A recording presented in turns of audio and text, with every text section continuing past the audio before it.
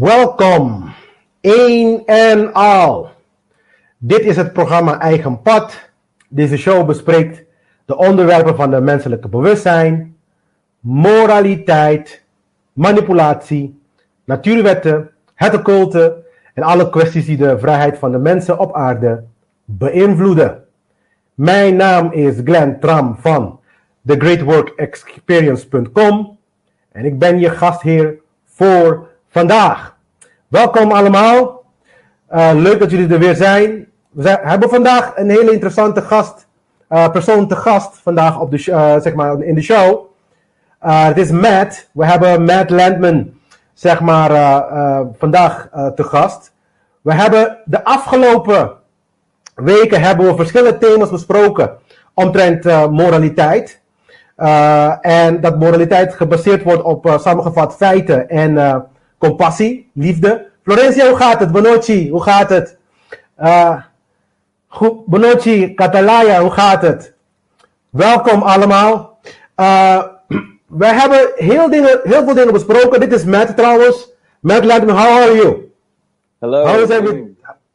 Greetings. We're going to talk a lot of things today, so be prepared. We are going to have some fun. Introductie voor Landman. I'm going to introduce to you. Dag Anna. I'm going to introduce Matt Landman. I'm going to do it in Dutch, Matt. So hang on there. Yeah. So Matt heeft masters in business gedaan en liefde voor statistieken. Hij was de beste uit zijn klas. Hij is een klokkenluider. Ja. Geoengineering guy. Earth warrior. Vader van documentaire Franking Skies. Wereldwijde vriend van de Freedom Fighters. Waarschuwt de mensheid met zijn onuitputtelijke enthousiasme en activisme. In een korte periode heeft hij talrijke conferenties gehost voorheen. In verschillende plekken in de United States, zeg maar in Amerika, Verenigde Staten. En hij spreekt in verschillende podcasts en shows. Vandaag is hij bij ons natuurlijk in de show. Matt heeft een onvermoeibare energie om de mensheid snel op de hoogte te brengen van wat er allemaal gaande is in de volle spectrum van een oorlog die op allerlei frequenties plaatsvindt op dit moment op aarde. Dag Magda. Dag Farida. Hoe gaat het allemaal? Dus je kunt zijn werk vinden op actualactivist.com en Franking Skies. Als je niet bekend bent met chemtrails, etcetera, etcetera. Ik heb mijn sheet heb ik bij me. We gaan zo direct beginnen met mijn sheet. En ik ga met Matt, zeg maar, over verschillende onderwerpen bespreken. We gaan hebben vandaag over chemtrails, GMO. We gaan hebben over G5, G5. We gaan verschillende onderwerpen aanspreken. Misschien denk je dat het onmogelijk is om activist te zijn, maar Matt is een levende wijs dat het wel kan. Dus je kan dit vooral delen nu, online, live, met je netwerk, zodat mensen zeg maar kunnen binnenkomen om het verhaal van Matt ook te horen. Matt was 2 dagen geleden met George Noory. Dat is ook een heel groot persoon in Amerika. En we hebben hem vandaag bij ons, mensen, dus maak er gebruik van. Ik zeg, laten we starten. Matt, how are you? Very good, thank you. Thank you for the lovely introduction. Yeah, so I was telling the audience that you were very busy with the chemtrails. You have given us as well the documentary Franking Skies. I saw that you were already busy with part 2. So can you please tell us a little bit about yourself and tell us about your work, especially because I have some sheets that I want to go through, but just tell us a little bit about yourself. Just we'll give you the time to introduce yourself and I'll bring into the audience a little bit of information about what you're doing and what is your purpose. Just you have the floor, Matt. Tell us. Thank you very much. And my purpose is truth for everyone, to make it short. But I'm a normal guy, okay? I didn't grow up with money. We grew up really poor, actually. And I wanted to go to film school. That was my passion. But when I grew up in Virginia, the state, Virginia on the east coast of the United States, there was no film school for me, no in-state residency. I couldn't go to film school, it's too expensive. So I went to business school and I got a business degree and I worked a lot of different jobs. I've had about 50 different jobs and over the course of my life, I ended up moving to California and finally going back to school. I got a master's degree in business, and there in the California school, because California has film schools, I was able to go to film school finally. Yeah. And I learned about how to make films.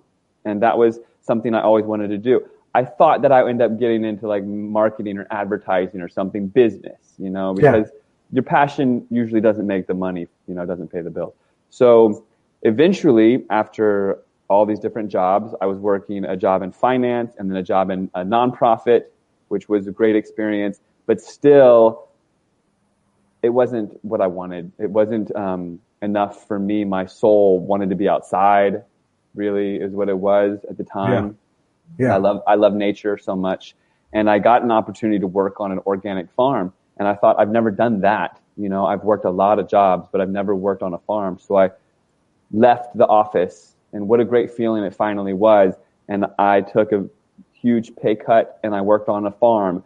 And the first day, Glenn, I learned that I didn't know anything. I'm 41 years old right now. Yeah. I just turned 41 October 23rd. And at the age of like 34, I thought I knew everything. I thought I was so smart. And now I know nothing, right? It's part of the process. I think it's part of the process of seeing truth and lies in the world that we live in and everything. But day one, I got grounded, really grounded and connected to the earth. And day one, I learned that, well, we grew all sorts of things. We grew corn and beets and squash and really, you name it. We grew like 30 different things, all organic. And to me, I thought organic would be some crazy thing. It's just growing food without chemicals. It wasn't even a big deal. There wasn't locusts or crazy bugs, you know. It wasn't what you would think. It was actually sufficient, self-sustained, sustainable. And if you had the environment for the ladybugs to live, then they were killing the aphids, and you didn't have to spray the poison for the aphids and all this. But either way, on day one, I learned, brother, that potatoes grow potatoes. And coming from the city and being educated, I couldn't have thought that I would have missed that. I've bought potatoes. They try to grow in my cupboard, you know. They look like they're doing something, but I didn't know if you put that in your dirt that it would grow potatoes in the ground and you can actually eat those, you know? Yeah. And when I realized that information was basically kept from me, that would have been very easy to tell me in grade 1, 2, 3, 4, 5, 6, 7, 8, 9, 10, you know, or all of the education, university level. You would think that I would be educated and know some simple things like how to take care of myself and maybe, you know, grow a food garden. But there's certain information that I feel is kept from us in the school system and whatnot. So after 1 year working on the farm, I was very grounded, very connected, very strong. For the first time in my life, I was very much in my body and very big and strong. I don't have those muscles as much as I didn't keep it as I could have. But either way, here I was, and I witnessed firsthand weather engineering, weather modification. We were in a drought. It was where I worked was near the ocean. I could hear the waves crashing of the Pacific Ocean, and we get this rain every season for like 4 months. In the fall and spring, it rains for like 4 or 5 months. It's the Pacific Northwest, and it's this seasonal climate. It's just a regular storm. And we hadn't gotten our regular monsoon season or whatever you want to call it. We hadn't gotten it yet. And we hadn't had it for almost 5 years. So the farmers were worried. The ecosystem was worried. Everyone was wondering what was going on. And we were expecting, and the weather said 100% chance of rain for a week. And my farmer boss, he had a radar, and a Doppler radar. He could see the storm, huge storm system. We could see the black clouds coming off the ocean, and we knew it was going to rain for a week. I even had amphibious, like frogs and salamanders, coming out from under my house. It had been a 5-year drought. The ecosystem was ready for the rain and knew that it was coming. And on the edge of this storm system, right on the edge of those black clouds, all of these planes showed up. And I'm living in a very rural atmosphere, no air traffic really. Maybe I see one plane in a day. And on the edge of this storm came 12 planes. And they were zigzagging all along the edge of the storm. And they were leaving those long white lines out of the back of the jet. Yeah. I didn't know anything about that. And I was out there in my rain boots and rain jacket harvesting pumpkins and squash so that they wouldn't rot in the field because the storm was coming a little early. It was like October 1st, and we expect the rain around November 1st. So I'm working hard, and I was thankful it didn't rain. I had the memory in my head, and there it was. That's it. About 2 months later, my friend back home from the city, he was telling me about chemtrails. He told me on the phone about it. He says, how come people see this and they don't know what they're seeing? And I say, well, I don't know what you're talking about. Yeah. And I had told him, and we had talked and watched movies about 9/11 and the truth behind the conspiracy of 9/11. And that's what really prompted me to want to make a movie to change people's lives on truth, conspiracies and whatnot at first. When I first experienced 9/11, I lived over there, near DC. My girlfriend lived in New York, and I thought, we're being attacked by terrorists and whatnot. But after a couple of years and really getting a lot of information and watching documentaries and stuff, I learned that maybe there's, some lies going on there from our government. So here I am, and I've got this memory of what I saw in the sky. And my friend is telling me the word chemtrails. And he says, Matt, you have to go look this up. Go look it up on Google. So I did. Yeah. And then I saw the pictures, and I saw the word, and I was like, wow, I witnessed this, and this is something that no one knows about. And so I got excited, and I'm almost done. I got excited, and I started telling people about it. Do you know about chemtrails? Do you know that they're messing with the weather or whatever? I saw these planes, and sometimes the planes don't have the lines and all this stuff, and I'm doing this research. Nobody knew anything about it, and they didn't want to hear about it. Yeah. I gave a little presentation at my university. I handed out about 500 flyers. Maybe 5 people came, and eventually, when I found on the internet that there were activists and there were movies and stuff, I kind of just gave up. Just like everyone else, I gave up and I said, oh, someone else is doing it. I don't have to do it. And I can just go back to being a farmer or whatever I want to do with my life. Okay. Yeah. After a little bit of time, a few years went by, and still no one I knew, everyone I talked to, I said, do you know about chemtrails? No one knew about it at all. And then I had this kind of like spiritual, call it a, divine intervention or God's plan maybe.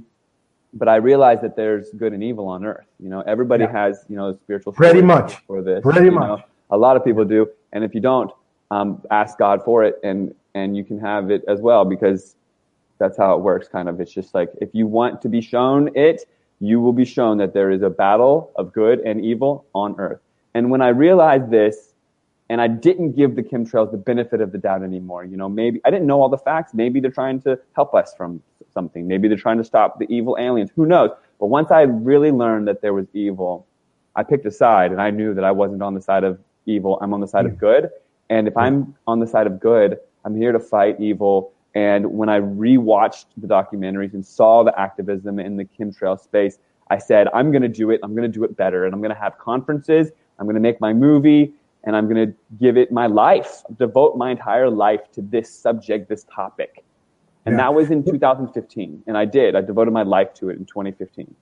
Yeah. So, Matt, this is a great story, man. I love to. So when I saw your movie, I say, I need to have this guy on the show, because the thing is that people sometimes think that that they cannot do anything. They are like hopeless. They like that the government will tell you what to do, so you have to obey, and you're alone. You cannot do anything. That's not true.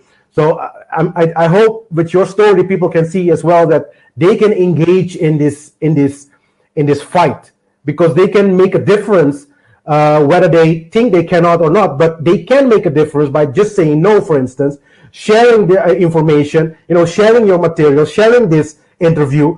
They can themselves as well be part of a movement. Go and the same way you did it.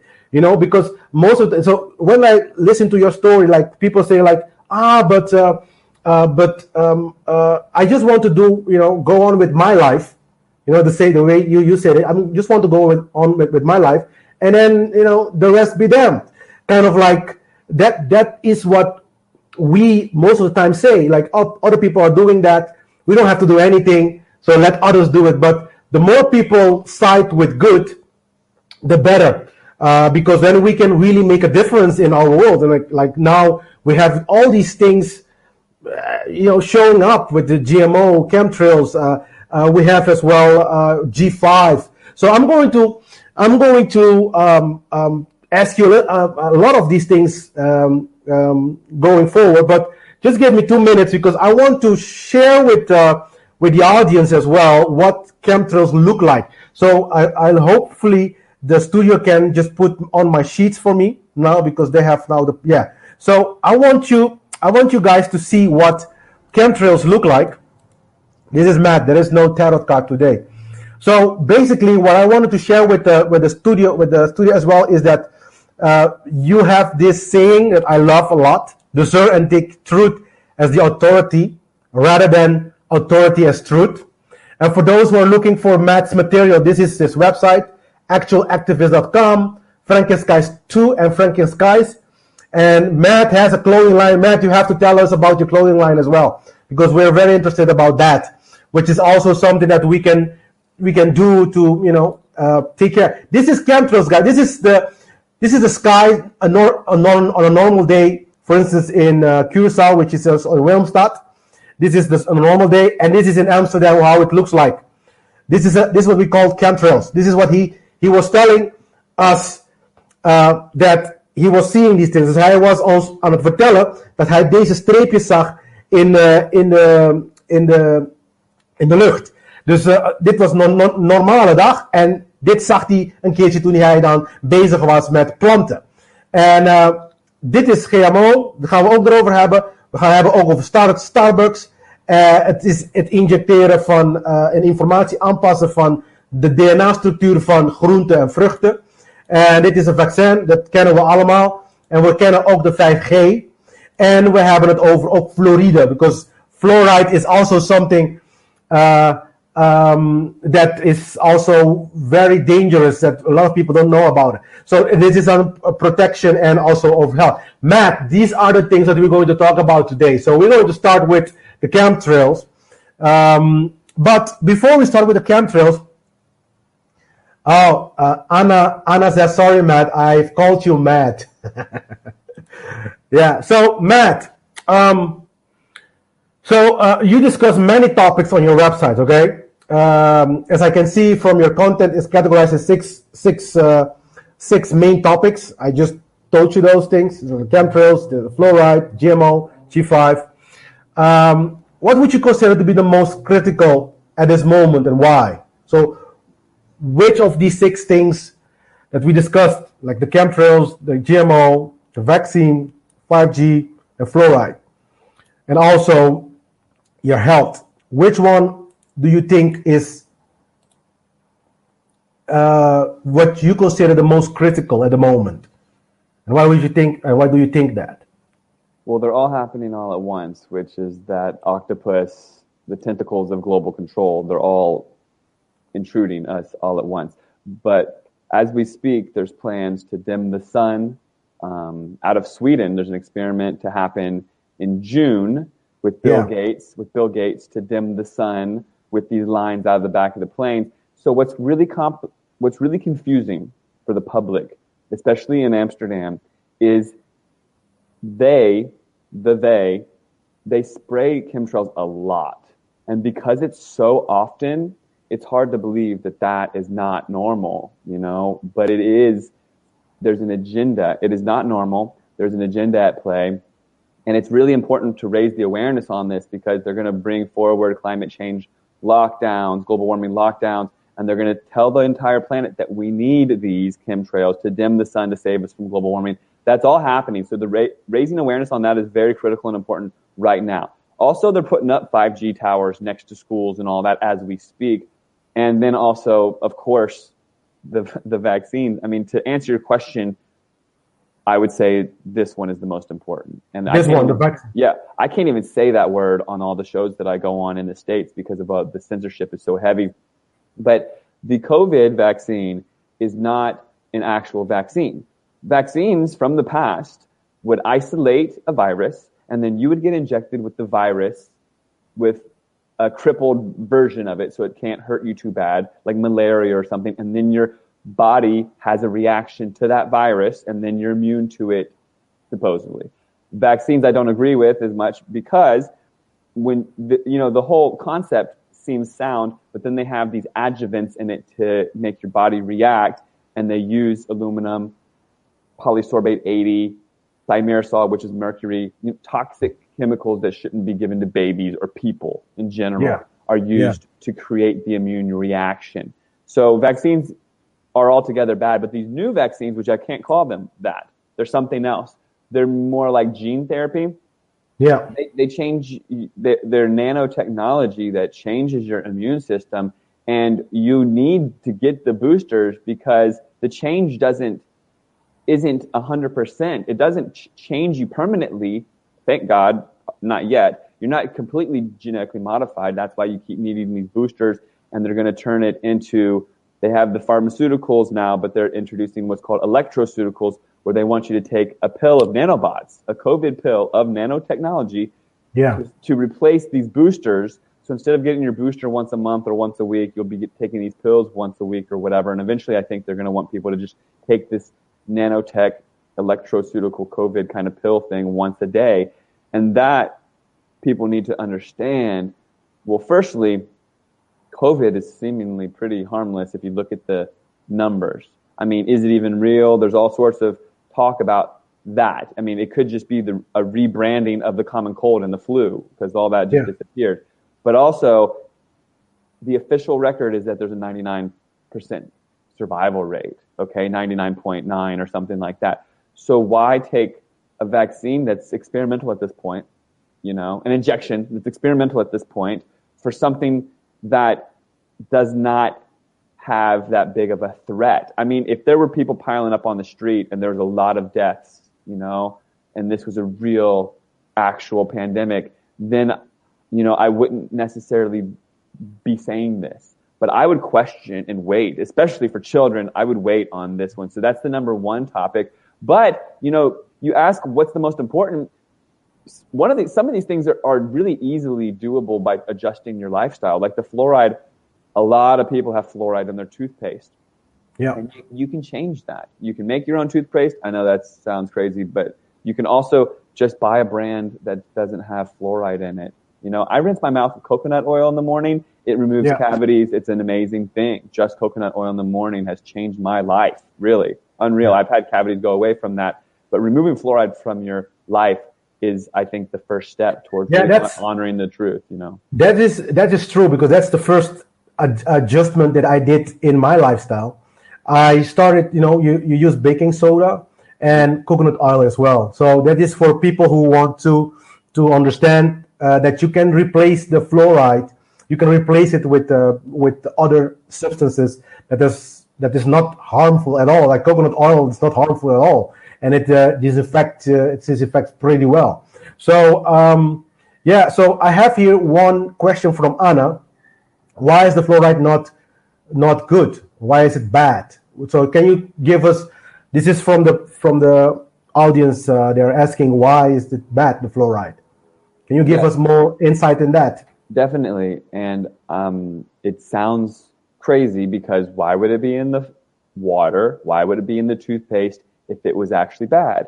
Okay, so my journey started off as a young I was 20 something, and I had a friend who was healthier than me. I would drink a lot and smoke cigarettes, and I was overweight. And she said, you have really bad heartburn and this and that. I had heartburn too. And I just started, I was unhealthy. I had heartburn. I couldn't sleep at night from bad indigestion and stuff. And she just said one thing to me. She said, I read ingredients on the stuff that I buy at the store. And I was like, what do you mean? Because I was, kind of a punk kid. And I'm like, what do you mean, read ingredients?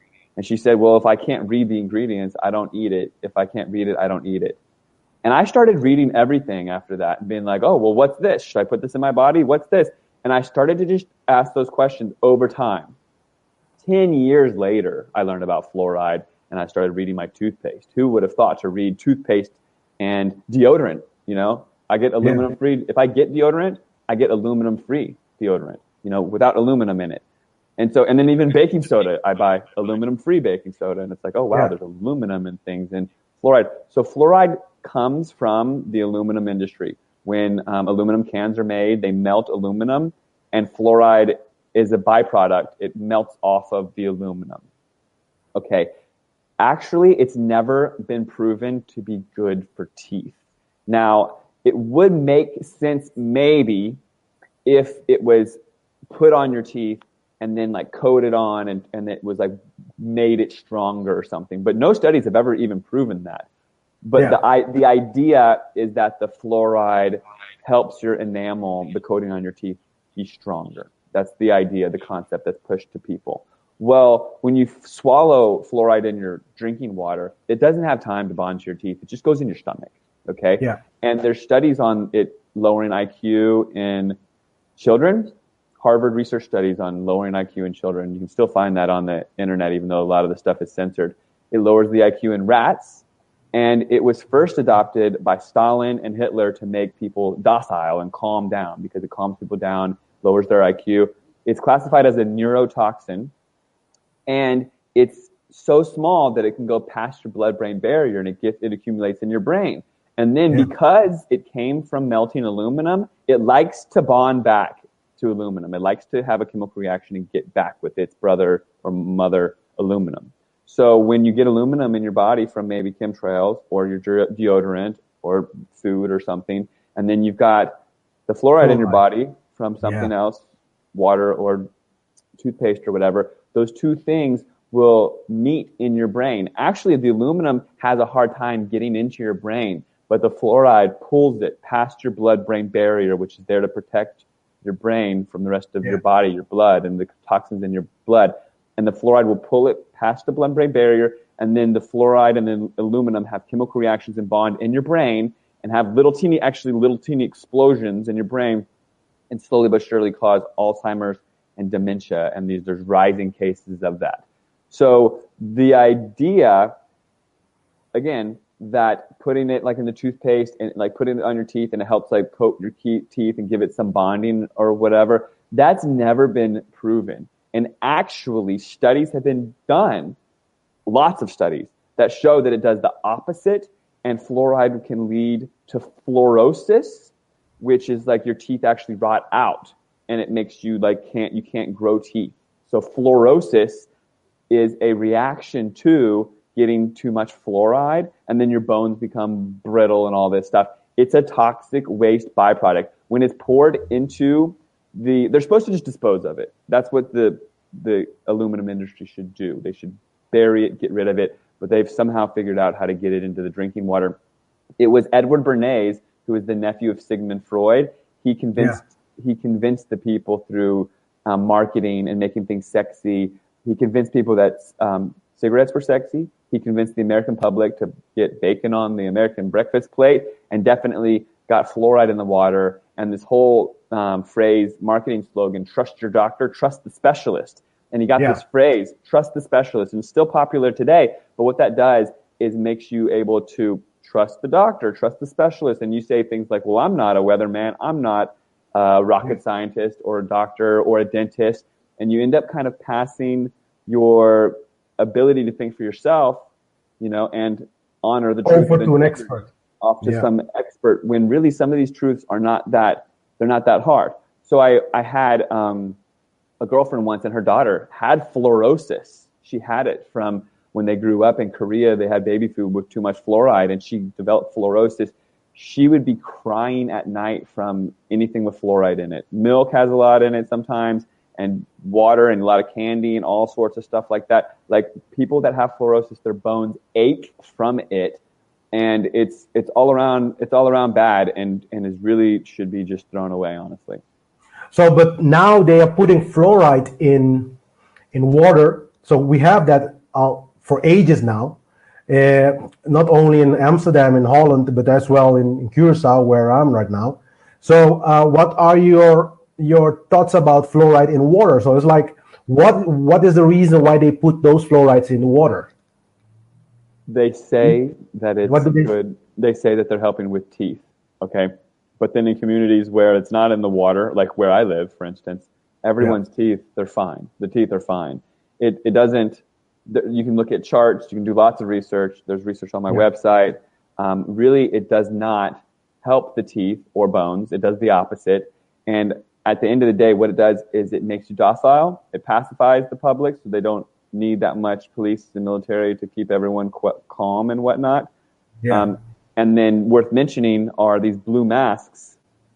They're lined with fluoride. Okay, so you can look up PTFE, which is polytetrafluoroethylene, which is synthetic fluoride, also known as Teflon, blue masks. Yeah, the blue masks, they have fluoride in them as well, a synthetic version called PTFE. And you can look up PTFE masks on Google, show you those blue medical masks. And those blue medical masks, they're meant to be worn for people that are doing surgery so they don't sneeze into a body. It doesn't filter viruses or anything like that.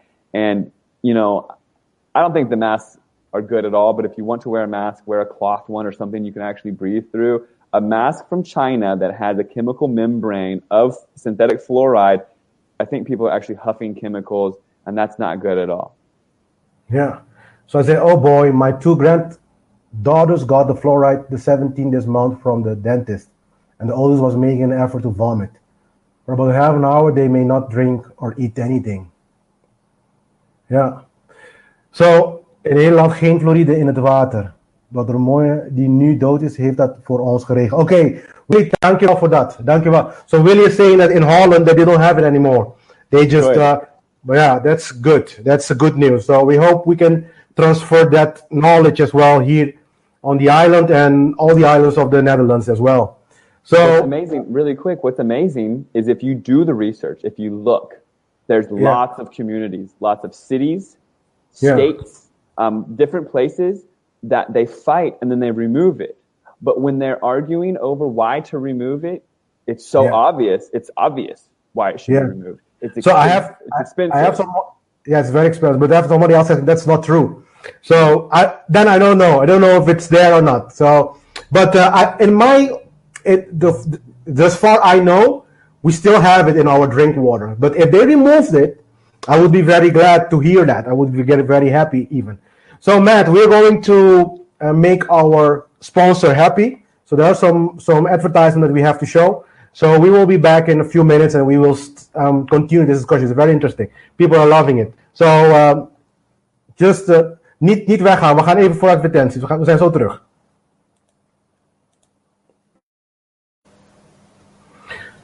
Zo, we zijn terug. We zijn hier met Matt Landman. We zijn over verschillende onderwerpen aan het bespreken. We praten over GMO, vaccine. We praten over fluoride. We hebben net een paar dingen gesproken over fluoride. Voor degenen die hier net binnenkomen. En we hebben Matt hier. We gaan even verder met een aantal vragen. Je kan altijd je vragen ook gewoon even opstellen en dan sturen. Ik krijg hier een hele grote ding hier. Laten we kijken hoeveel fluoride zit er in het drinkwater. Per gebied verschilt de concentratie fluoride in drinkwater. Het meeste kraanwater bevat tussen de 0,05 en 0,25 milligram fluoride per liter. Dat is onder de wettelijke norm van 1,1 milligram. Oké. Hoeveel fluoride zit er in het drinkwater? Ja, per gebied is dat natuurlijk verschillend. Dus ik krijg hier van Magda een vraag. Graag vraag stellen over de medicijnen voor diabetes. Bijvoorbeeld metformine. Ik hoop dat ik dat goed uitspreek. Metformine. So Matt, I have here a question. Somebody is asking if you have any idea about metformine. Which is a diabetic medicine. Do you know anything about that?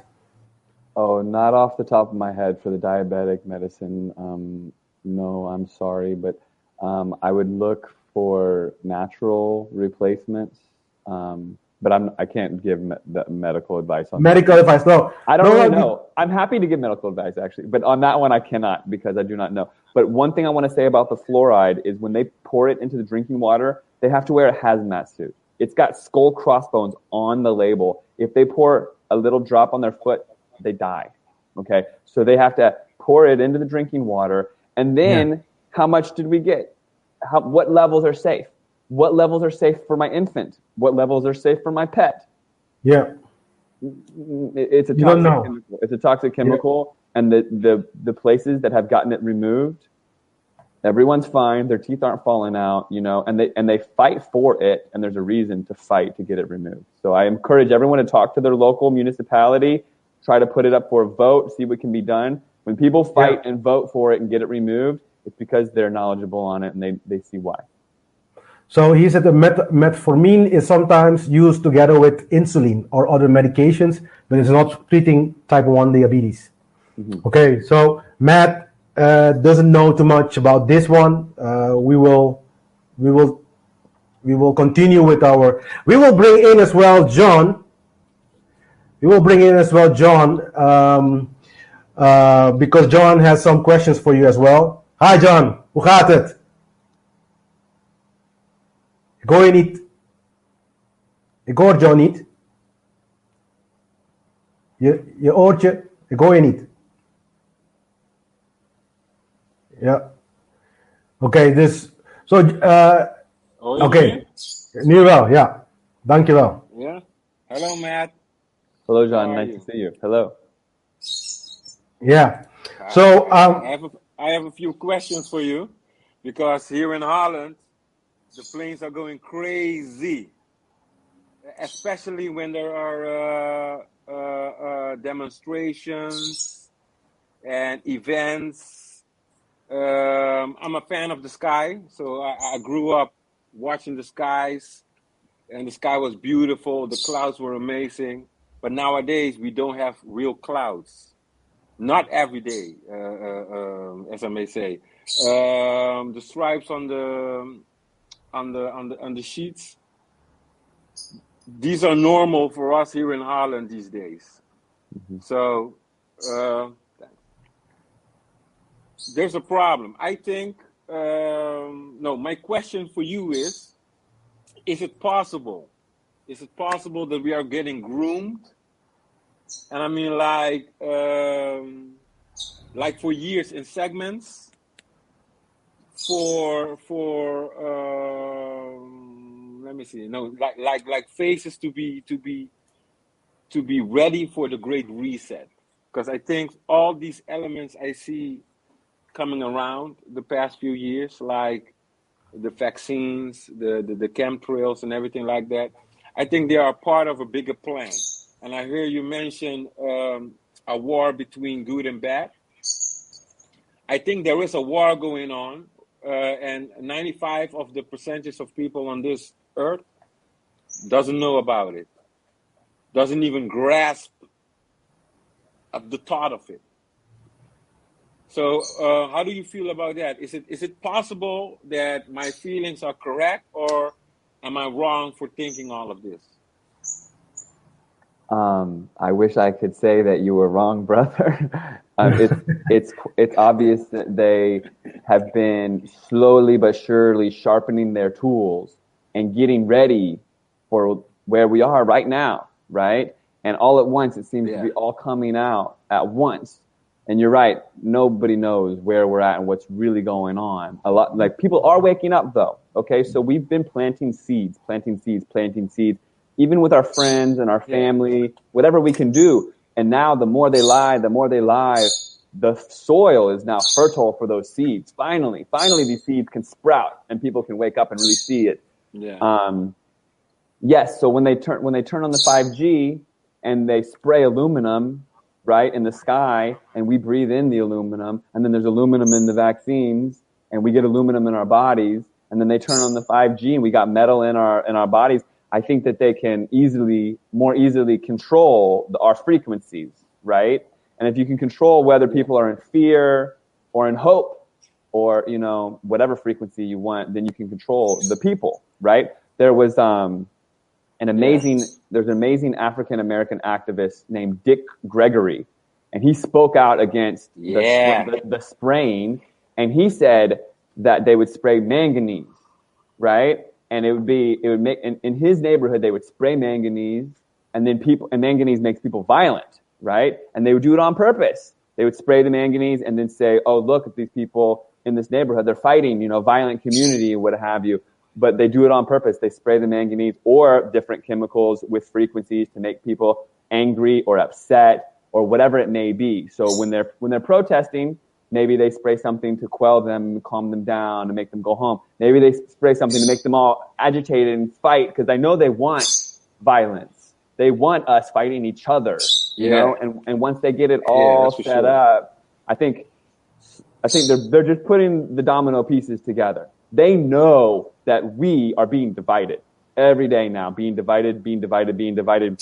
Who's getting the vaccine? Who's wearing their mask? Who's doing the lockdown? Who's responsible? You know, and people, when they see my face, they think it's my fault that everything's going on, right? And that's huge division. I mean, that's the spiritual warfare. And I think the mark of the beast is coming to really divide us. And it's going to be a QR code tattoo to show your medical records. You know what I'm saying? Yeah. And where are we going to go? I think that there's like an Agenda 2030 to really dismantle humanity and get us under one global government, one new world order, right? And they want to set up the dominoes and then basically turn on all their weapons at once to get to pull it off. Like, how's it really going to look? Are they going to do a smallpox? I don't know what's going to really happen. But with the answer to your question is yes. I could do a whole show on your question. You know what I'm saying? Yeah. So Matt, when you mentioned 2030, that's a very peculiar date, because I read on the WHO, so the World Health Organization website, that they have plans for vaccine programs up to 2030. So that's why I find it very, very peculiar that 2030 is a date, a year that you are mentioning right now. So it's very interesting to understand. So Matt, so I have another question for you, and it's a little bit about more on the documentary. Voor degene die Matt zijn documentaire nog niet heeft gezien, zou ik zeggen, ga gewoon heel snel ernaar kijken. De website is, laat me even kijken, heel snel. De website is frankingskies.com. Volgens mij kan je daar gratis zelf die documentaire bekijken, mensen. Dus ga en kijk naar die documentaire van Matt. Het is heel erg interessant.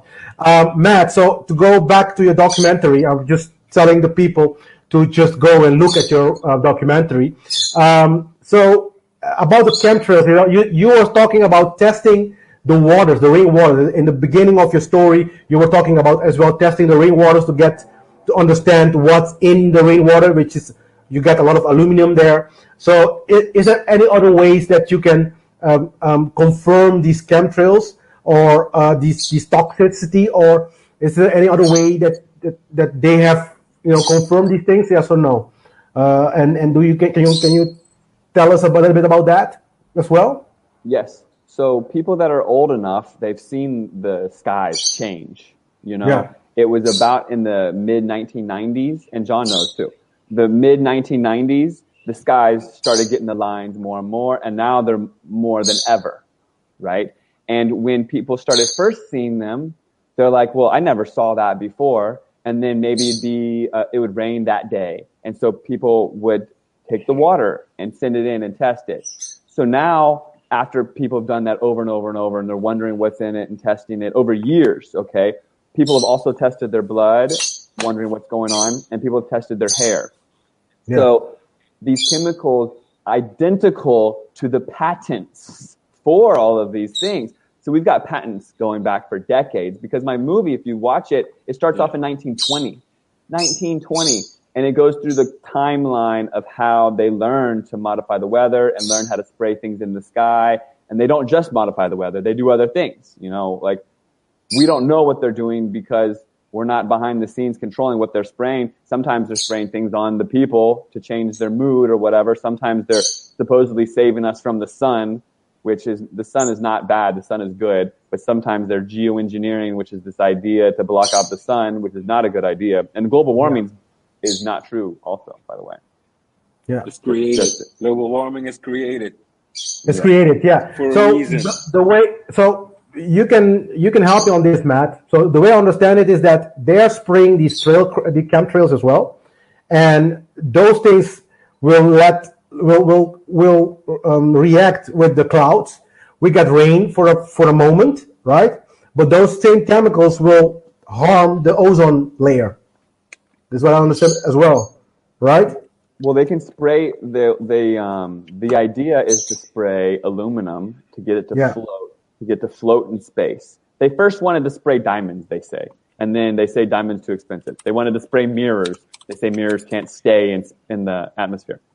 But what they want is to bounce sunlight and reduce how much sunlight comes to Earth.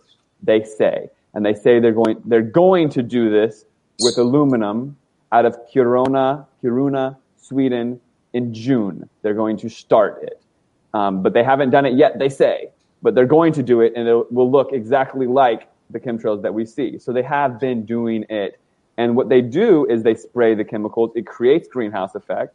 They use HAARP station, which is they shoot radio waves. They microwave the atmosphere with intersecting radio waves. So they'll spray their chemicals, mix their chemicals, and then zap it with microwave stations on the ground level, like radar on the ground, and you can see the sky turn after they spray, and it turns to a haze.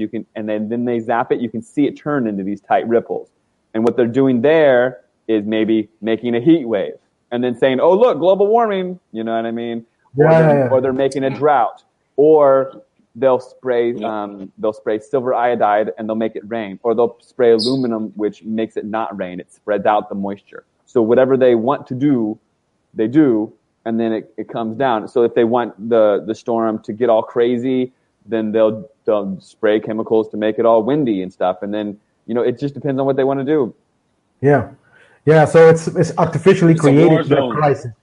Yeah, it's a war zone, yeah. It's a bio war. It's the next level of bio warfare. Because I think, Matt, sorry for disturbing you, Glenn. No problem. I believe that when COVID kicked in, they wanted it to be so bad. It wasn't that bad. They wanted it to be so bad that I was telling people I believe that they are helping the virus getting bigger. I was witnessing the skies all day crazy. We didn't have clear days. The whole day it was gray from the bottom of the soul till the heavens above, gray. You couldn't see buildings. You couldn't see nothing. And we have a lot of these days. And it's interesting because I really believe it's a part of biowarfare. I did my research, all of those chemicals. We have more people with dementia. We have people getting real sick of all these chemicals. I have a neighbor whose body is starting to ache every time 5G gets on, The government is telling him it's crazy. The hospital and the doctors is telling him, no, it's the 5G. It's the radiation that's hurting your bones and your skin and your cells. So what do you think about that? Is there a connection, a very clear connection between all those and what is happening right now with Frankenstein? I have a great video ready from 1 minute, I think, to support the Frankenstein's concept. But what do you think about that? Definitely yes. They are spraying a lot more, and even if they're not spraying the virus or a virus, which they could very well do, they can do this. They've figured out how to do this. Even if they're just spraying aluminum on everybody, our immune systems get bogged down and then we get sick from it. It's an attack every angle. The food is getting poisoned with the GMO. People get the injections and then they got fluoride in their water and then they turn on the 5G. When they turned on the 5G in the United States, people got sick immediately. Immediately they were sick. And they have symptoms like loss of taste. Loss of taste was never a symptom of being sick before, but it is a symptom of radiation sickness. No. So they're turning up the radiation. People show symptoms of radiation. They go to the hospital. Their bodies are beaten down by radiation. Of course, it's going to test positive for COVID, right? And then they say, oh, you've gotten the virus. But no, it was an accumulation of all these things. And then they turn on, imagine there's a haze of aluminum. And then they put in a 5G tower right there and turn that on. They're microwaving the sky all around you while you breathe in those activated microwave aluminum particles. And then the microwave aluminum particles in your body, you've got aluminum in your body, aluminum in your brain, and then they've got this frequency going through you, microwaving that aluminum. Yeah, you're going to get sick. You know what I'm saying? It's like an all-out, slow and steady war. But the reason why, like you said, 95% don't know is because it's a different war than we're used to. If there were bombs dropping on the street, if there was bombs dropping in your neighborhood right now, then they know, and everybody would be like, who are we going to fight? What are we going to do? And then they'd come together, right? But because it's quiet, I've said that to my friends all the time. If there were bombs dropping, you'd do something. And they're like, yeah. But they don't admit that there's a war even going on because, well, they're comfortable or whatever. There's a lot of reasons to not admit the war is going on. But once we can do that, we can really honor the next generation and stand for them and fight for them. Yeah, that's a good one. Yeah. So, but you're talking about the aluminum as well. Is going, getting sprayed. What does that do with the soil? Do you have information about that? So when they spray it, because you were farming. So because I was like thinking, well, okay, people can start. There are a lot of initiatives right now as well of people, planting their own food because that's like the next big thing. But if they are spraying the skies with these chemicals, what is that going to do with our food, Matt? Just give us a little bit of information on that too, because really want to know. For one, Monsanto has patented aluminum-resistant seeds. Yeah. So Monsanto knows what's coming, and in a really aluminum environment, when they really do the spraying, and everyone's like, "Oh, thank God they're blocking the sun. We need this," and it'll be like something that they think that they want, which is crazy, Then the only seeds that will grow will be Monsanto seeds. Aluminum that's sprayed, it's called aluminum oxide. It's a patented fire accelerant. So it's put in bombs and stuff to make fires go. Sprayed on our trees. It's sprayed on the fires when the fires are going. We can make rain. And when there's fires going in Australia or California or wherever, we can make it rain on the fires. And instead we make wind and we spray aluminum on the fires that makes the fires go. The aluminum in the soil, it messes with the pH balance of the soil. It also, when it gets in the trees, it makes it so that they cannot absorb water. So it disrupts trees' ability to uptake water. It makes plants unable to uptake nutrients and water. It's probably why they chose aluminum, because it cripples everything. It can kill everything. Monsanto's even created a new bee that can withstand all this poison. It's a GMO Franken bee. Yeah. That's a good one, because when they spray the chemicals here, most of the time, like almost always, I get one bee like very busy coming visiting me. Mm-hmm. And I said, but why? I didn't understood it before. And then I said, maybe it's those chemtrails. I don't know. So, and then now you're saying, okay, I was right. Because the bee was always coming to me like, no, I know when they're spraying it, because I get bees like very dizzy, almost dying in my home. They're dehydrated. They're dehydrated from the aluminum, and you can give those bees some sugar water. I've done it before, and I literally see the bee. That's nice that the bees come to you, brother. You're probably like, special. Yeah. No, I gave them honey, a little bit of honey with a bit the sugary, not really water, but I just put it a little bit because the honey is very sticky. So I just like kind of like I'll put a little bit of water in it so it can be a bit better consumed, So yeah, and then they fly away, but I think they're going to die within a few moments because they're so dizzy, and then sometimes I give them food and then they recuperate a little bit, but they just die. And then if the bee dies, we will have a problem as well. I understand, like in the ecosystem. Yeah. A huge one, because the bees pollinates everything, and we need the bees to survive. It takes care of other flowers, and we, especially we black people, don't care about the bees. We just smacking them around because they're but we have to stop with that. Very, very important. Yeah. We have to This is also part of this show. So to give people information so they can stop doing these crazy things. So I have here from Eva, NASA is actually going public on weather modification. They are now public.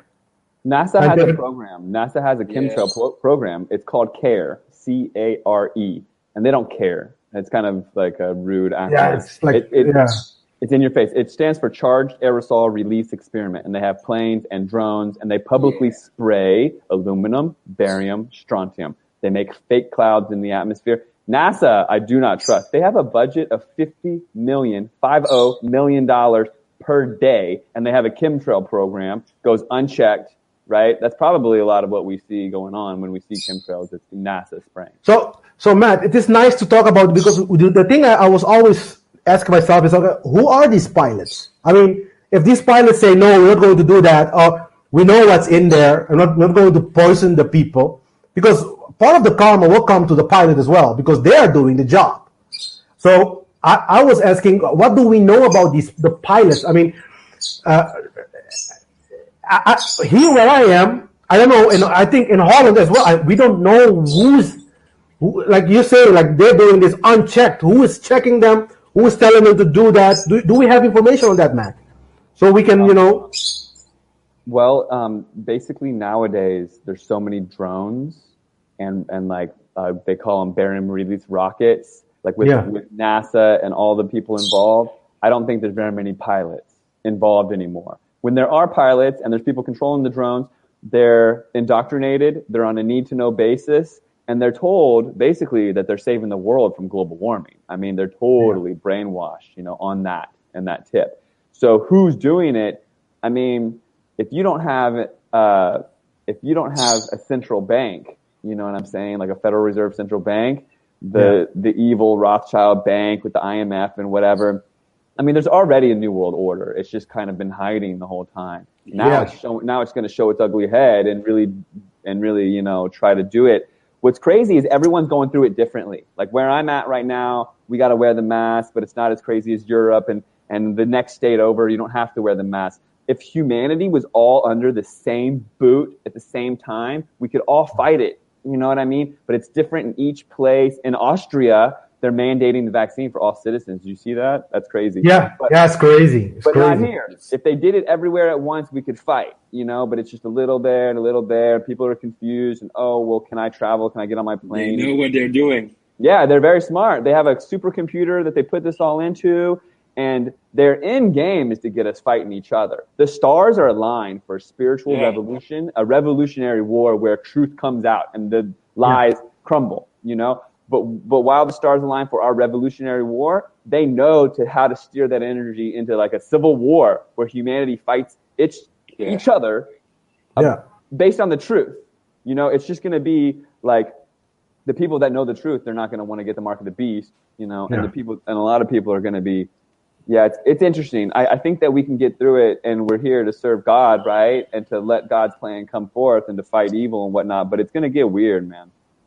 Yeah, it's if we don't say anything, do anything, if we just stand still, like passively, nothing's going to happen. Nothing is going to happen. So, Matt, I just wanted to, I don't know. Matt, Glenn, the video. One question. Yeah, tell me. Yeah. One question, because Matt said something interesting. If you believe in God, right? We have a lot of Christians around us.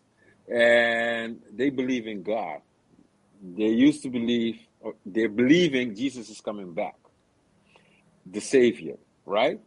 So the Bible is warning everybody, watch out for the chips and everything, But could it be that this chip we are talking about, like in the Bible, the QR code, different tool from those Christians to deceive their God? Can we say something like that? Because I believe I see many Christians go and take the jab. They take the jab because it's convenient, because the pastor told them to go and take the jab. But if you believe in a Savior and the satanic world and heaven and something like that,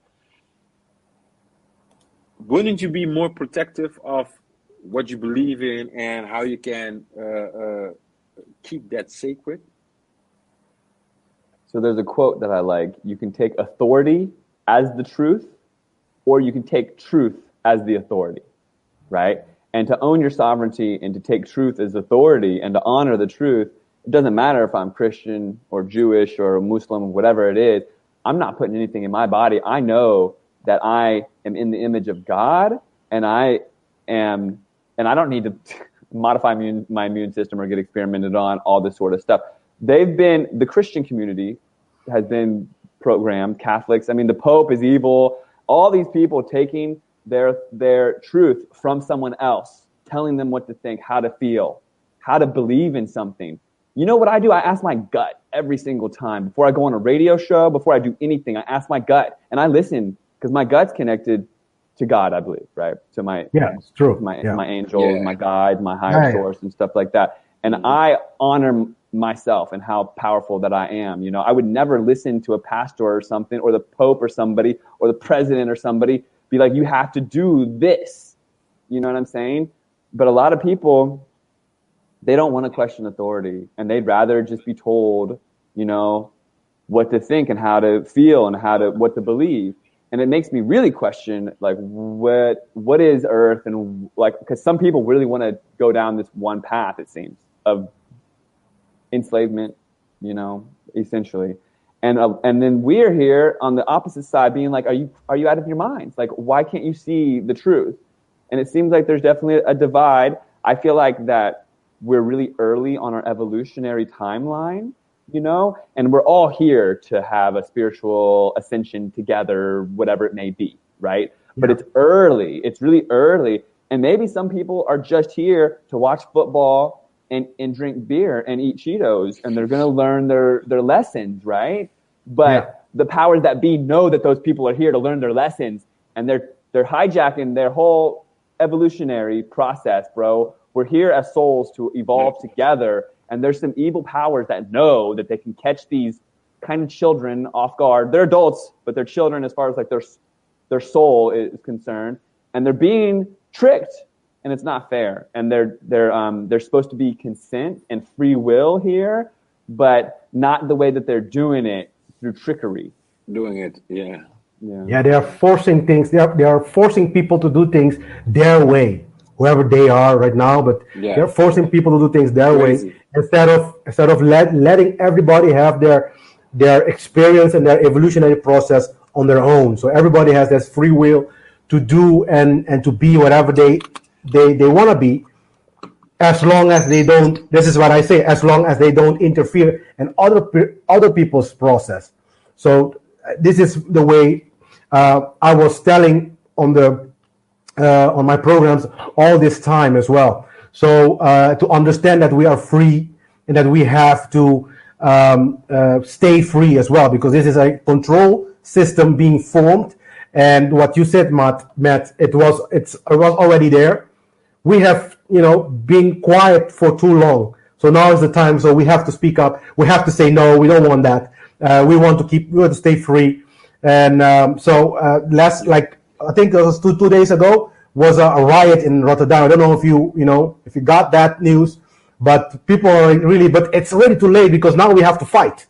So instead of telling them from the get-go, no, now we have to fight to get our freedom back. This is going to be crazy times.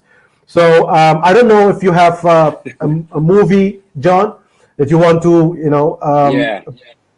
So let's go and see that, because I have a few more questions for you, Matt. Don't go. Let's wait a little bit more longer, then we will culminate the show. Yes.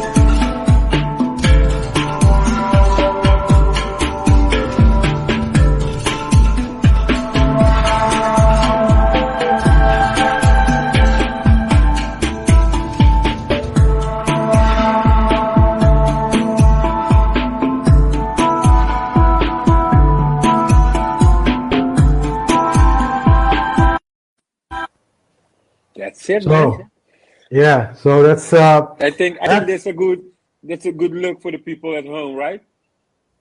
What is uh, Great chemtrail? imagery. That's Yeah. chemtrail. that's chemtrail. Yeah, Yeah. that's what's happening now. So I have here Anna saying that trust your intuition, but be aware that your thoughts don't interfere with your intuition. That's true. So Yeah. Matt, I have one other question for you. What do you know about the 5G? Because we talked a little bit about the chemtrails, the vaccine had this place, a little bit about GMO as well. But I want to talk a little bit about the 5G as well. Let me see, for the people who doesn't know, let's show the 5G. So the 5G, I have it on my sheet. So if we can put it on screen, that would be nice. So what is this 5G? Yeah, this is 4G. You see here. So the types of radiation is different. So what can you tell us about the 5G a little bit more? We want to just know more information about it and how this ties up with everything. You already talked about a little bit about it, but I want just to understand a little bit more how this tie up with GMO, with the chemtrails, with all these. You already talked a little bit about it, but talk about the 5G and then explain to us a little bit more about this. How is everything tied up together? So everything that we have for wireless data, like cell phones or even AM radio waves and FM radio waves, Wi-Fi, all that stuff, it is data that's traveling on light, just light that we can't see, okay? Yeah. And it's hard to understand that there's light that we can't see, but even just on the edge of the color spectrum that we see of red, orange, yellow, blue, indigo, violet, there's ultraviolet light we cannot see. And infrared light we cannot see. Infrared is just a little bigger light wave than orange and red. It's just a little larger in size. So you can measure the size of light waves and like see their properties. The light that we see around us, like sunlight, it's measured in nanometers, okay? And our bodies are very used to it. We absorb vitamin D from the sunlight, and we have a biological circadian rhythm, our biological clock, and it's all of our hormones and everything. It's set to the tune of the sun, and our body knows, what's going on because we absorb sunlight. Now, sunlight's really small, and our bodies are designed to absorb it because it knows what it is based on its size.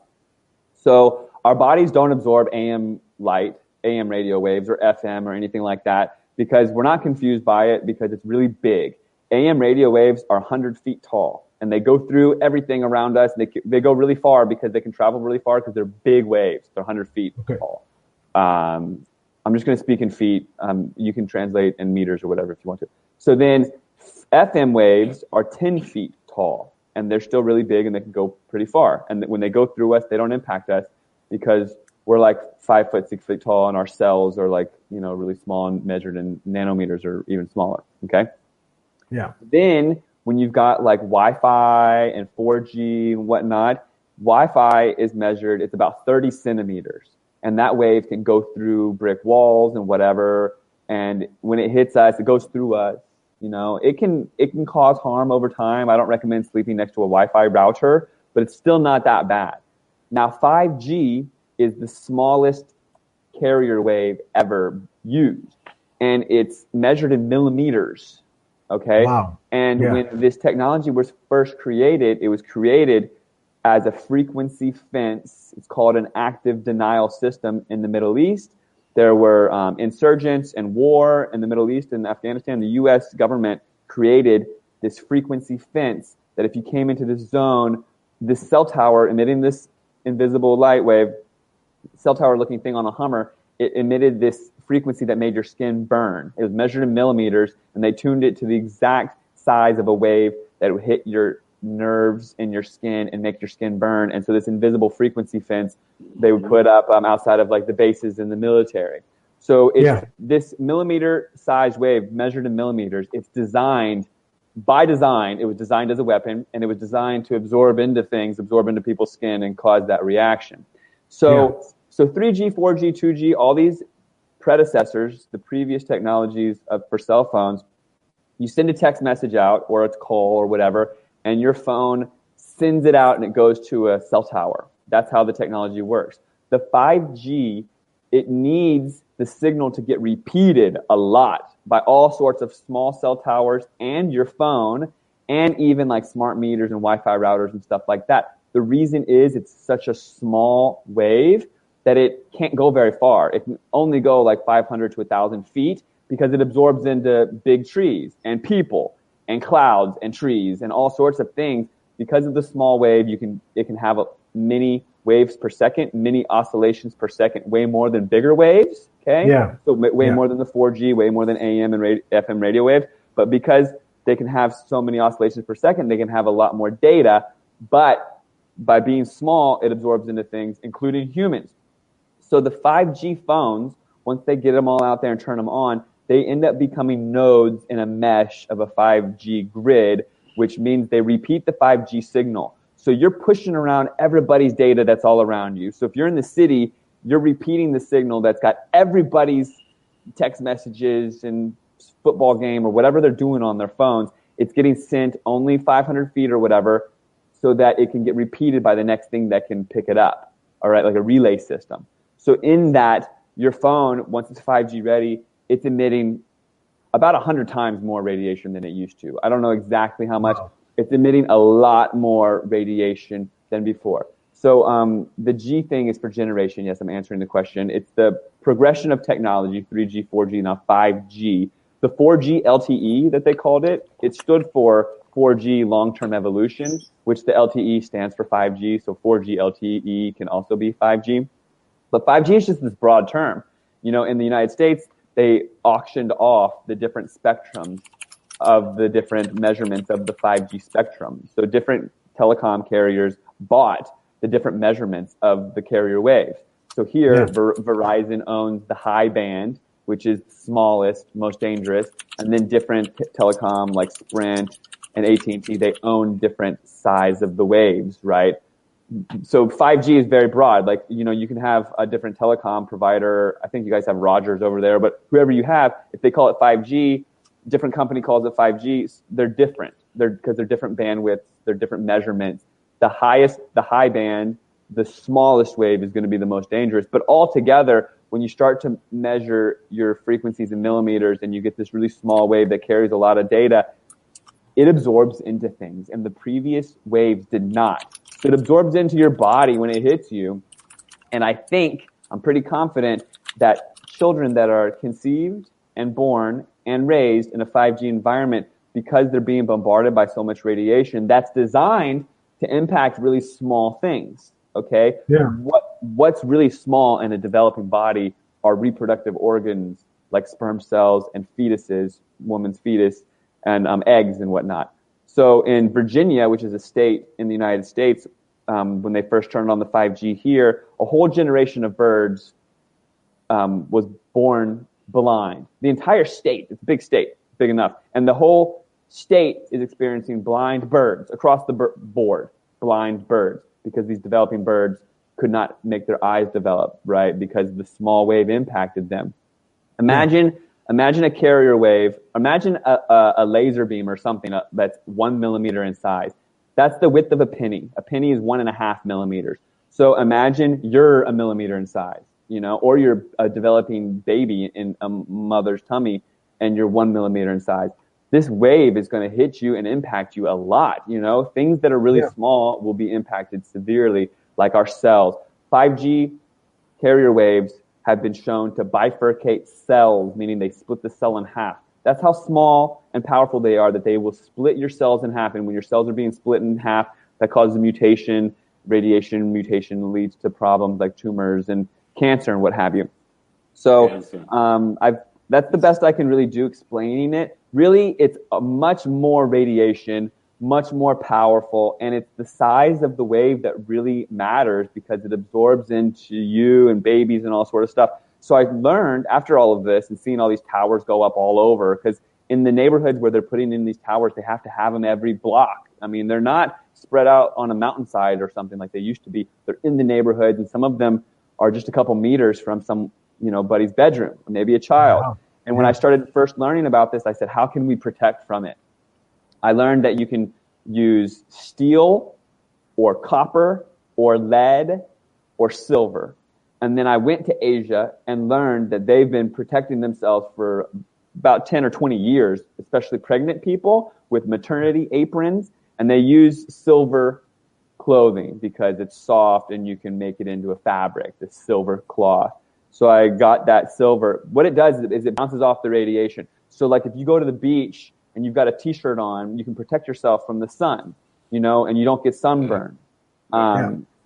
So it's like that. It protects yourself from that light. It bounces it off so that you're shading yourself from harmful radiation light that builds up in your body. So the 5G, the 4G, the Wi-Fi, all that stuff, it bounces off that silver and you create this armor by wearing the silver fabric. So that's why I've been making silver hats and silver everything, silver underwear, baby blankets, you name it, to try to create some hope for the next generation and protect them. And that's why I named the company Spero, S-P-E-R-O. It's a Latin word or Spanish. It means I hope or hope in Latin. Yeah, Spero.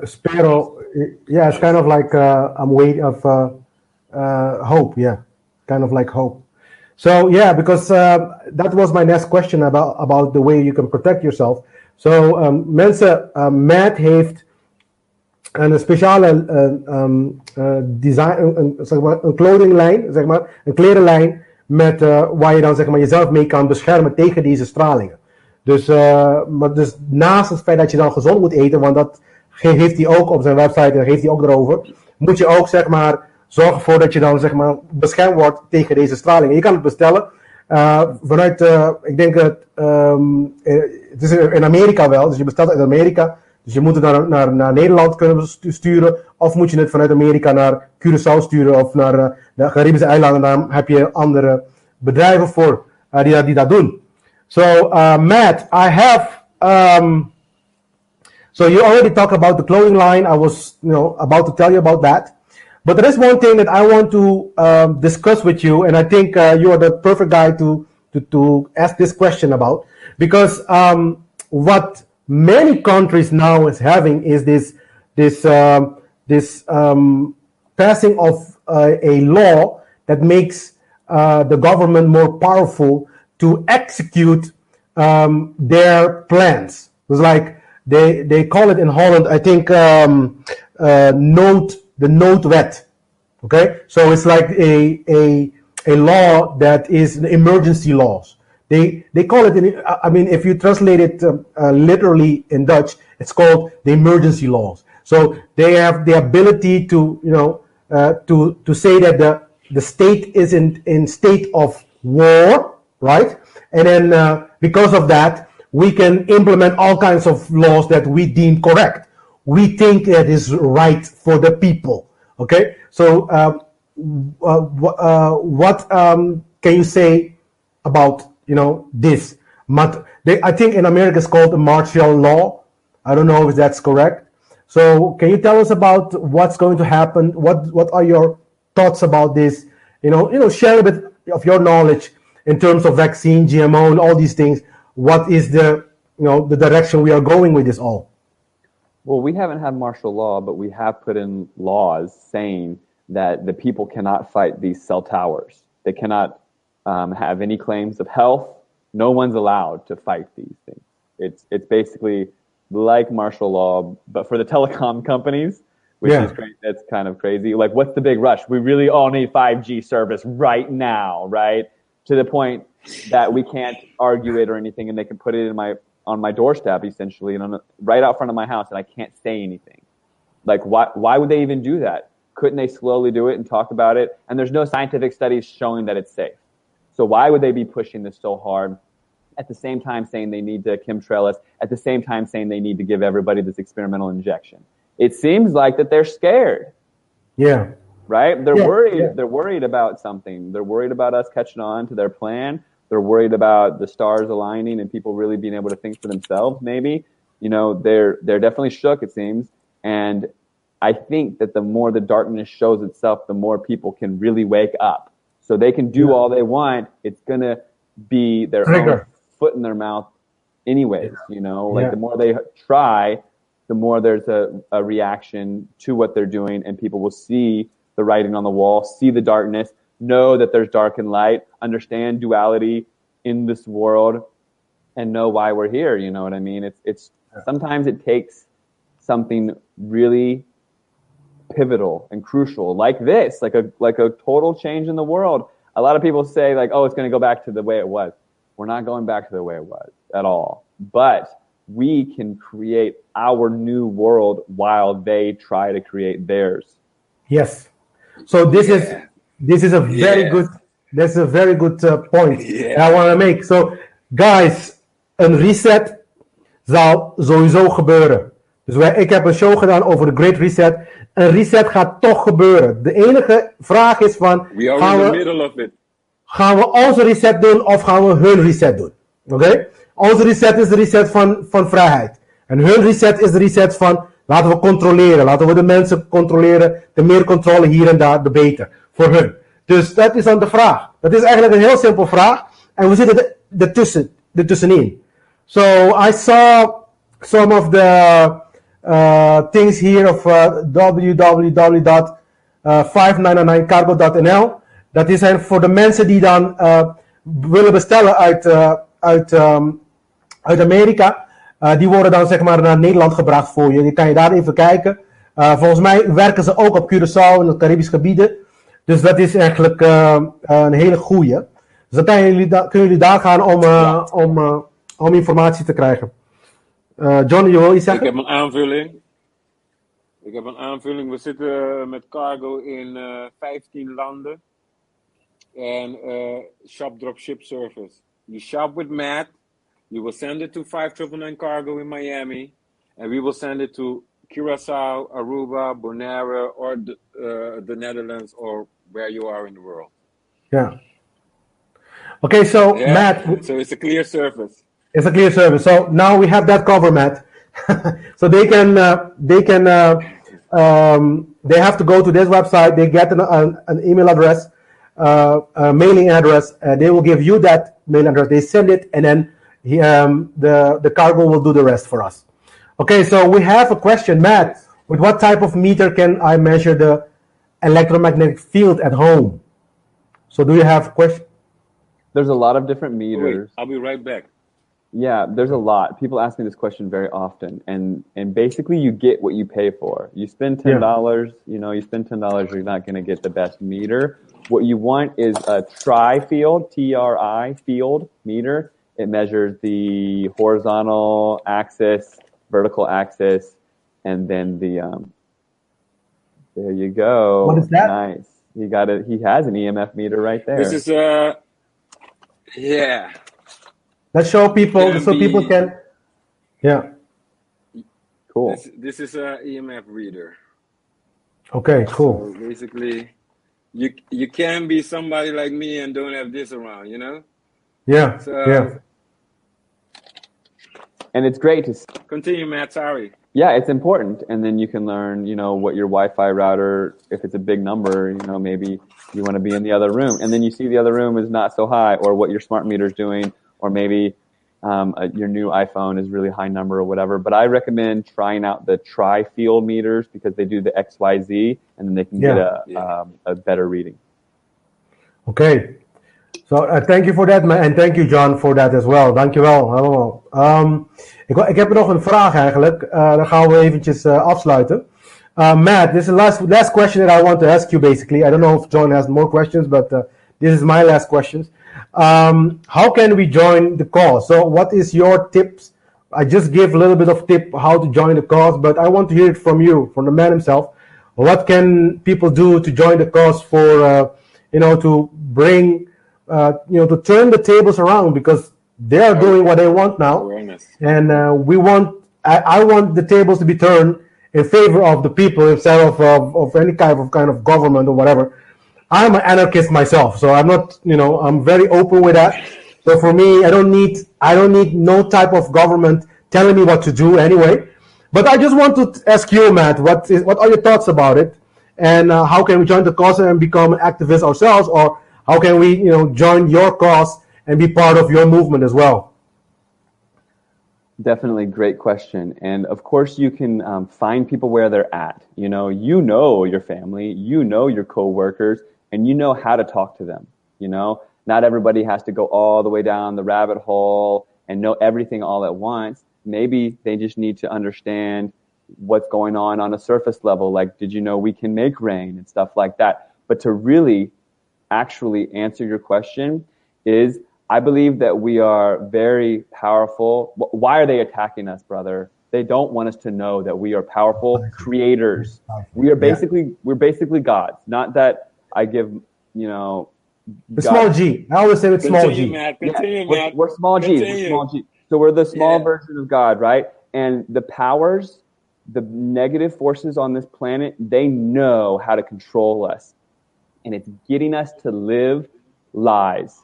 So in frequency, in the world of frequency, if we are living truth, and that's authentic truth, I'm saying not lying to your brother and sister and your girlfriend, you're living authentic truth 100%, you are in spiritual truth, and you can resonate to that vibration and be the best, healthiest version of yourself, which means being like a creator God. But they get us believing and resonating all these lies, like covering our mouth. Wow, yeah. Okay, and all these things.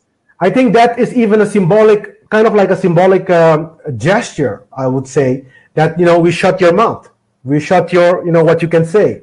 Instead of, I don't like that at all. So it make me very nervous, to be honest, that people are really forcing others as well to wear that mask. So that is basically probably where. But I have a few questions here that I want to address anyway, because the people are asking. So, Matt, how often do we need to wear your clothing to be protected? So they're asking, okay, so if we buy your clothes, okay, how often do we have to put it on? So what are your advice on, wearing your clothes? We have to wear the whole day, only a few times a day, or what?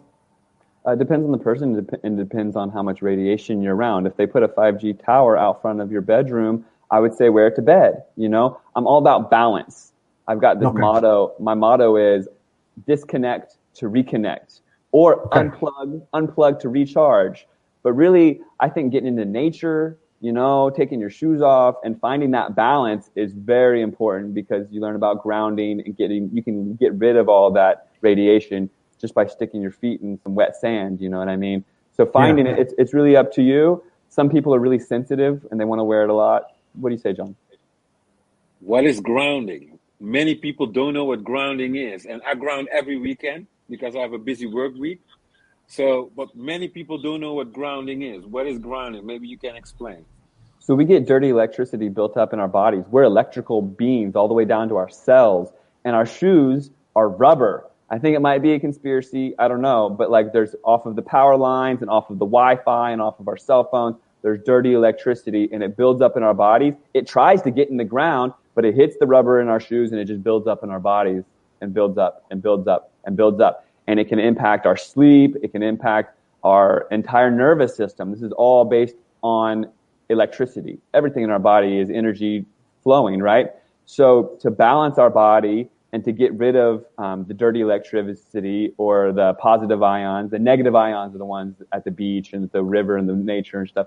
So to get that balance, you just have to create an electrical connection with the earth, which means taking off your shoes and putting it in the dirt or a river or whatever, and you can literally get a meter. I've got a meter, and I put it up to, I've got to lick my skin to make a connection, and I can see this dirty electricity going through my body. And when I'm standing next to power lines, I can see it even more. And when I can be standing next to the power lines, see the number, big number, take off my shoes, put my feet right in the dirt, right next to the power line, and that electricity goes, the number goes to zero. Gone. The electricity goes into the earth. The earth loves taking care of us. We just have to let her help. Oh, that's nice. Amen to that. That's an amen. Yeah, very good, man. Thank you for that, Matt. We have another question here. How can we create a new world, Matt? That's for you. Tell us.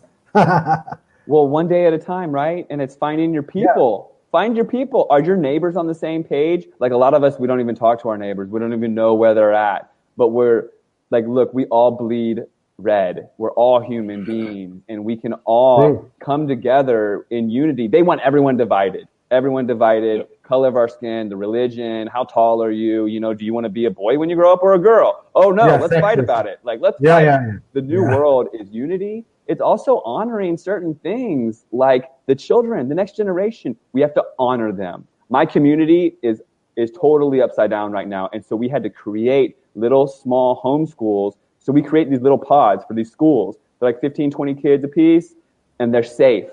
And we honored the children, and they're flourishing. The kids don't have to worry about wearing the mask, because every kid here has to wear the mask and get the injection, but not in the world that we created for them. Also learn about gardening, learn about these, tools, these certain things, collect some seeds. Even if you don't know how to garden, put a potato in the ground and see what happens. You know what I'm saying? It starts slow and steady. And really quick, while we're talking about gardening and GMO is like a complicated word, genetically modified organism. Oh, what does that mean? It means that they modified the genetics of the plant so that it can be sprayed with poison. That's it. And the plant would die. It would wither away and die from that poison, but it got changed in a lab so that it wouldn't die from that poison. And you don't want to eat that poison, so don't eat GMO food. That's it. It's really simple. They want you to think it's, going to help humanity or whatever, the droughts or whatever. Bullshit. It's BS. They spray these plants with poison. And just by reading the labels, you can tell, I think a 4 is conventional and a 9 is organic. And just support your local farmers and learn about, what's what and who's getting sprayed with what to learn about how to protect yourself. And again, the children, teach them well. Teach the children. That's the first thing and the best thing. That's the first thing. Yeah. So we have another question, Matt. It's like, so somebody's allergic. So is it still possible to wear your clothes if somebody's allergic to something? Oh yeah, it'll even help. Like we're being exposed to a lot of radiation, and we're cool with it. Our bodies are really strong and adjustable and adaptable. I don't get sick when I get on my phone. My phone's pretty old, but either way, if I got on my buddy's phone, I wouldn't get sick. My body's strong, but it's been bombarded by stuff all the time, and so by putting on the clothing, you're not getting hit with that radiation, and you can actually be better from your allergies, like the dust mites and stuff like that, because your body's not getting hit with all this other stuff. You know what I mean? If I could create like a bubble and just breathe like fresh air all day and not get exposed to the chemtrails, that'd be pretty cool. But maybe that's down in the future. Yeah. Okay, so you can for the person who said that, je kan gewoon zijn kleren kopen. Dus het is juist goed voor je. Ja, dat is voor Anna. Ja. So Matt, I just one quick question, because we have a lot of people that love Starbucks. And we're talking about GMO, but there are a lot of people who love Starbucks. So what message do you have for those people? Because we know there's something very fishy with Starbucks. They got some I don't know precisely, but they had some problems with law. They were the court, and they needed to divulge what they are putting into their coffee. They didn't want to. So there is some story going out there. So can you please help us with that? Tell us. Earlier I talked about kind of like owning your frequency and being authentic. And by owning your frequency, you elevate to that higher vibration of truth. And on that frequency of truth, there's all these other truths that can become self-evident. You just have to honor the truth with integrity to be on that vibration, that frequency of truth. Okay? Yeah. There's also consent. And there's weird occult ways of getting our consent through trickery. I don't understand it completely, but it's true. They get our free will and our consent and get us vibrating on a frequency of lies and weird occult stuff just by consenting to things and carrying around a Starbucks cup and all this stuff. So the Starbucks logo in and of itself has deep occult symbology. Yeah. It is a succubus siren with her legs wide open, okay, to represent greed and sex and lust especially. And it's got deep esoteric occult symbology where maybe even like sacrifices were made to this evil thing, this evil symbol, evil occult symbol, and they cut it off so you can't see her open legs, and the Starbucks, the B could easily be an F if you look at it, Starbucks, not Bucks, but Fucks, and it's green for the money, and it actually enables this porn star element too, and it symbolizes greed and destruction and evil. why they chose that already. Like that is enough for me already, is the deep occult symbology. Ja, that's called the alchemical language. I was talking about de alchemische taal, mensen. Dus de Starbucks. Dan kan je in het Engels ook Starfuck noemen, bij wijze van spreken. Maar dan heb je dan zeg maar die alchemische taal, die dan zeg maar, het klinkt alsof, het lijkt een beetje op, maar om jou subtiel zeg maar het berichtje te sturen. Snap je? So there are some people asking as well about McDonald's. People are becoming crazy now. McDonald's, and I saw as well, Subway. So people are talking about Subway, about McDonald's. So do you have anything to say about those two? Yes. Sorry, man. And of course, and for Starbucks, like also the ingredients are not organic, and there's a lot of slippery slope stuff there. But I would support someone local. Like this is a big evil company, Support local and buy local, and that's an important thing to do. So for McDonald's and Subway, they don't choose the best ingredients, and Never. They don't serve organic. And if you can find like some better grass-fed beef or something like that, organic doesn't always mean expensive, right? It's just they want to trick you. And I would never recommend McDonald's or Subway. Subway, their bread has the same material that yoga mats use, like this material that's not digestible, that's bad for you, And all these companies, they do what they can to get away with what they can. I mean, like I was reading about this flame retardant toxin that was in Gatorade until they found out, right? Every major company does what they can to slip in the poisons and what have you. And I recommend just try to cook for yourself, show the children how to cook. It doesn't have to be something super elaborate, get in a rhythm and make some hamburgers at home, people. Yeah. So very simple. Just start looking at simple ways to adjust your life, your living. You don't have to. What I say every time is that you don't have to change immediately. You can just go gradually, but on the right direction. Because people sometimes we're going to the wrong direction now. So we have to go on the right direction. Change a little bit. Stop doing the fluoride thing. Dus stoppen met de fluoride zomaar innemen in je lichaam. Let op wat je dan eet. Ga niet naar McDonald's en andere plekken, want het is allemaal vol met troep. Je gaat dood. So simple is that. So, let me kijken. Back to the basic. Yeah, some people say, back to basic. Yeah, basically that's what we have to do. You go back to the basic. Yeah? So you have to put something of yourself into your own health. So Matt, you were discussing as well on your website about health. So I saw some things that you were giving there. So some advices that you were giving about how to eat and how to. So you can always go to Matt's website, people, and get some information about that as well. John, ik weet niet dat je nog meer vragen hebt. We zitten al 3 kwartier. No, man. I'm on the line with Matt, so I'm feeling this. I'm into this topic for years, Matt. People don't believe me. I sound like the crazy black guy with a business, But I watch, I research, I read a lot. I don't believe what is getting told. I go out and research. We didn't talk about HARP, the HAARP from the government. It's all connected with the frequencies and the weather and everything. So I don't have questions. I didn't see questions that I wanted to answer to. I loved it, man. Thank you, Matt, for your time. Thank you for your knowledge. Thank you, John. Thank you, John. And one thing I'd like to add is when you really start to honor your body and read the ingredients and avoid the McDonald's and whatnot, you go back a couple years and try to eat that food. You get sick, your body adjusts. I get sick. Yeah, I get sick. Good for you. Yeah. So your body really is not so good. It's not what we want to have in, and I stopped eating fast food for like 3 years, and now I just vomit, man. We went to a party. I had 1 quarter pounder because nothing was open, and it was like a bite, and then like, ugh, it wasn't for me. So it's poison, and we need to get our children to know that it's poison, and we need to get the generation after that to know that it's poison, because only then we will survive.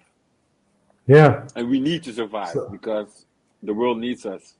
Yeah. Yeah, so this is a good one because I got from Tiara saying, sadly, nowadays people tend to label you as crazy for being smart and aware. That's true. That's kind of like what I call as well the verduistering. So it's like turning good to evil and evil to good. So something that is evil, make it sounds good, and something that is good, make it sounds evil. Ja, ja, so mag say I get also pain in my stomach, maagpijn. Ja, ja mensen, het was leuk met Matt. Matt, I'm very happy you were here with us today. I'm very honored to have you in my show. I think we're going to be planning you for future shows as well. Again, Matt, I don't know, but we will talk about it. Yeah. So for me, it was really an honor to have you in the show. When is the next documentary coming out, Matt? The Frankenstein's 2. So just tell us a little bit about that. I'm working on the movie, and I hope that it can end with us stopping them from blocking the sun next year. It's all in God's hands. When I was making Frankenstein's, the first movie, I wanted it to come out so bad, but all these things got in the way. And I literally was yelling at the sky, why, God? But now I see, hindsight's 2020. There was divine planning. God had a plan. And at the end of Frankenstein's, I was able to use footage that was released about new clouds, 12 new cloud types, all chemtrails. And then the media saying, we need geoengineering now to save us from global warming. They show chemtrail planes. And I was able to include that. Very important. So the next film, I'm working on it. And I pray that we can come together and fight it, and that can be in the movie. But I don't know what's going to happen. I have to wait to see what God shows me. I hope next year, at the end of the year, I can release the film. But maybe we'll be fighting it, and we'll be able to. I want a positive ending, and the answer is I don't know, brother. We'll see how it happens. But as soon as I can. Okay, so let me know so I can give it to the public as well. So as well, another thing, Matt, where can we get your? Yeah, if we can help you, let us know. If you can Matt, help, tell us. Yeah. So there's one other thing, because for people to know your other interviews, because you have done some major interviews, and people, Matt is gecensureerd, net als Alex Jones, all these other, people in the United States. You have been removed from, censored, and for me, my platform is open. You can come always, tell your story. I don't care, because I want the information to get out there, and because for what I'm concerned is for to get the true media out there. I want people to get alternative information as well, instead of getting information from their government alone. So where can we get more about you as well, except from your websites as well? I think you have another website where your videos are on. So BitChute, you're there, right? BitChute, I think on BitChute you can find you as well. Where else, Matt? Tell us.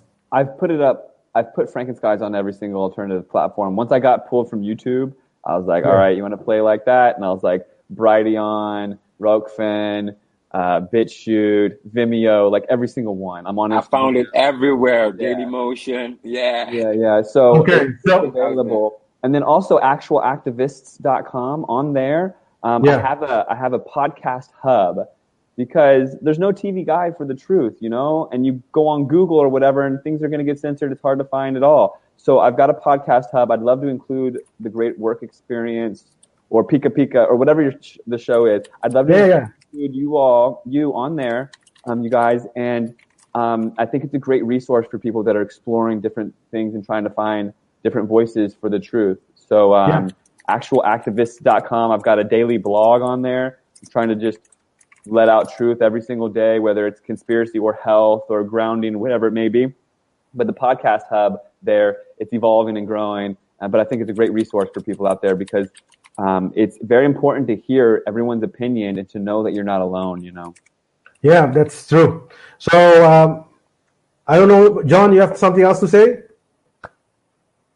John? Just putting the website out for the people to know where. Actual Activists, Actual Activists. That's it. Yeah. .com. Yeah, it's on the screen there, so people. I'm done. Okay, I'm mensen. all in for the invite. So if you want us there in your show, just holler. I will prepare and I'll be there. Okay. Yeah, man. Hey, brother, thank you I look for your knowledge, your sharing. Everything you share with us is super, super valuable. I think knowledge is, I would even say the application of knowledge is power. So we have learned from Matt. Let us put it in practice. There is no any value in knowledge without action. Okay? So guys, learn from it. Start removing things that are not working for you. Listen to us as well, to yourself. What your intuition, as Matt says, because that is connected to the source itself. So that's one way to do it. Get on the truth movement, and let's see where. Let's create a world that is better than we have right now for your children and for yourself. Come on. So thanks, Tiara, for everything. Thanks, Tiara, and Matt. Thanks for having on board, brother. And I would always, our show is always open for you. If there's something to say, you just come in, and then we will put you for sure on the show. Okay, so we are 50 minutes outside our time. So I think we will end up the show today. Thanks, guys, for everything. Thank you, Matt, for everything. Thank you, John, for everything. I see you guys next season. This is the last show for the season. We see you guys next season. And have fun and have a great New Year and holiday season and everything, guys. Thank you for everything, and see you guys next year. Thank you. Bye-bye. Bye, Matt. Thanks, Bye, guys. John. Bye. Thank you, guys. Thank you so much. Bye.